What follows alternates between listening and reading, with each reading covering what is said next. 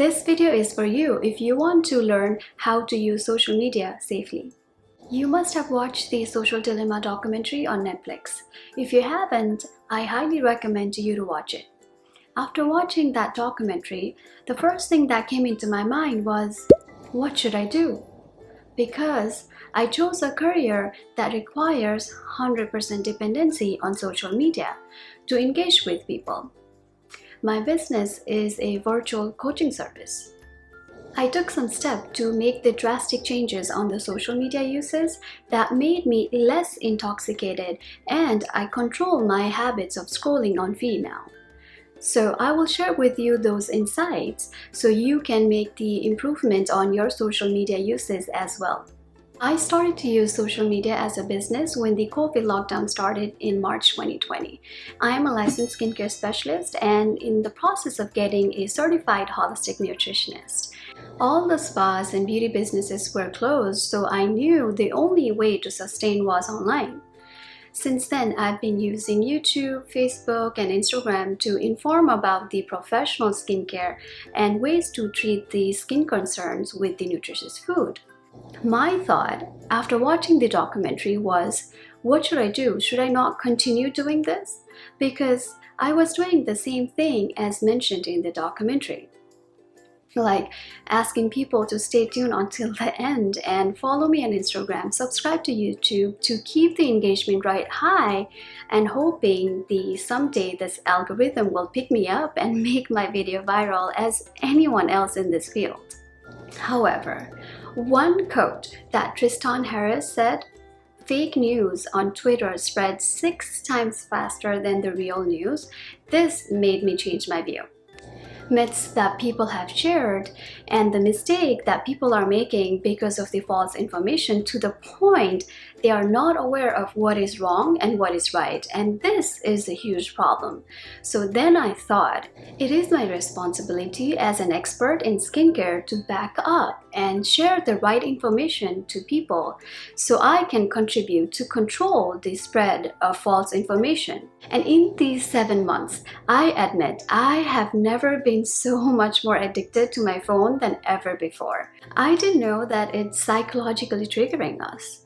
Pulling down the swipe to get the new information, especially for the emails and feed, I keep locking back in just to check if there's any new messages. It is so addictive. Do you also wait for the typing signals? I do. I wait and see if someone is responding and what message are they replying, and that keeps me on the app longer. I would not have realized all these behavior if it was not mentioned in that documentary. And here are the changes I've made on the social media after watching the documentary. Let me start with Instagram. I deleted all my followers in the Instagram, and here's the reason why. I am in the nutritionist and the skincare niche, and I follow the people that are in the similar field because everybody said if you follow somebody in your niche, it's high chances that you will show up in their suggested feed. So as a brand new account, I did that. And I had around 56 accounts that I was following. The problem was, even with just 56 followings, I was getting intoxicated.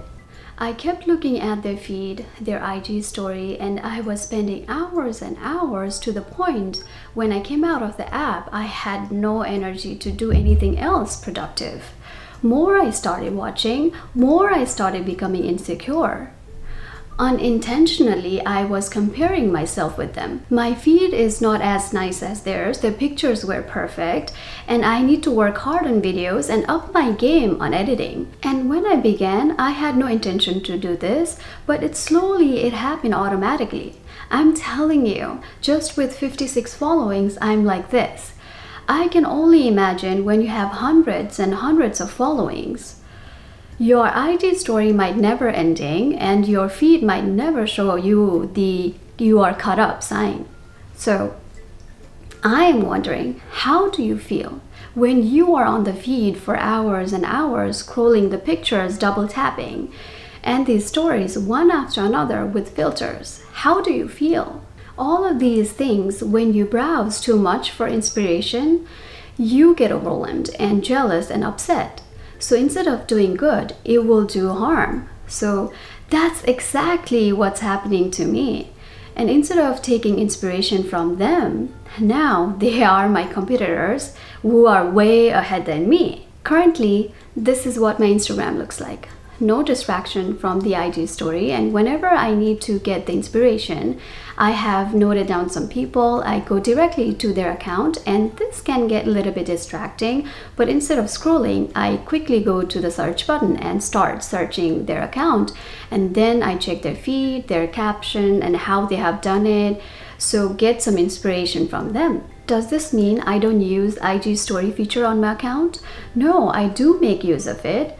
But I am not as obsessed about creating it every day like how I used to do it before. But I make sure when I'm making a post or creating a post, I make sure it's educational, valuable, backed by the expertise for my 197 followers. If somebody unfollows you because you are not following them back, then it's even better because you know who your true fans are. Keeping IG followings to 0 works for me, but you be your own judge. You can go back to your following list and at least delete the ones that you don't know and you don't want to follow.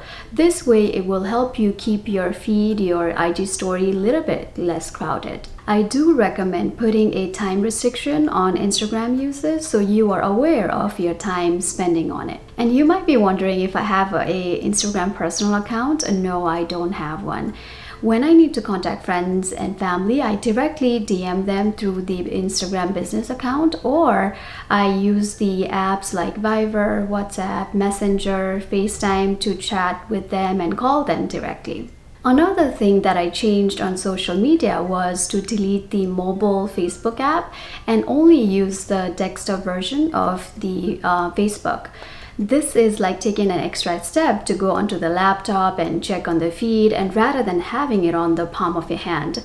I use Facebook mainly to post my latest YouTube videos, check on my extended friends, how they are doing, and connect with the Facebook group that I bought some digital marketing courses for Instagram and YouTube. And also I limit using the Facebook desktop version as well to just once a week. This way I'm using the social media as a tool. And regarding YouTube, I deleted all the subscribers that I was following through my platform Skincare with Sajana as well. Became more careful about the recommended videos. However, I find YouTube as a more of a answer-based platform than a entertaining platform. So that's why I chose this as my main platform to deliver my message, because I cannot educate much in 15-second or 1-minute video, which is actually making our attention span even shorter.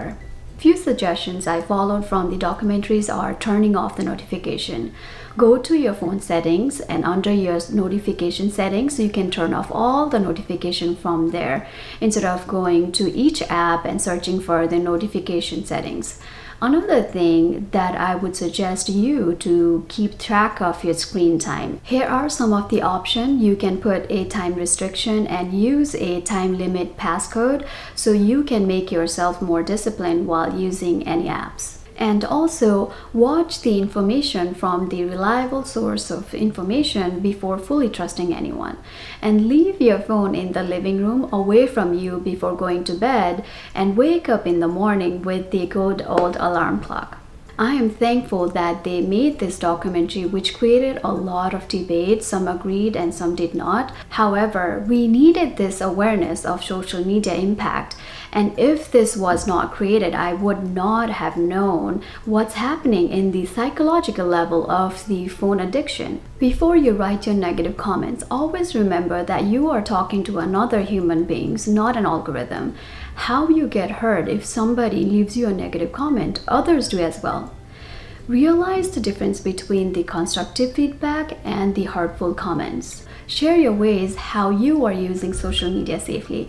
What changes have you made after watching the Social Dilemma documentary on Netflix? Comment in the section below. And just remember, watching and feeling sorry is not going to make any difference. Taking action just with a small changes is what going to make a huge difference.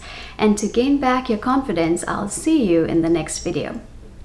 If you want to get help from an expert in the field of skincare who is helping you to improve your mindset, nutrition, and skincare knowledge, then follow me on Instagram and subscribe to YouTube channel Skincare with Sajana.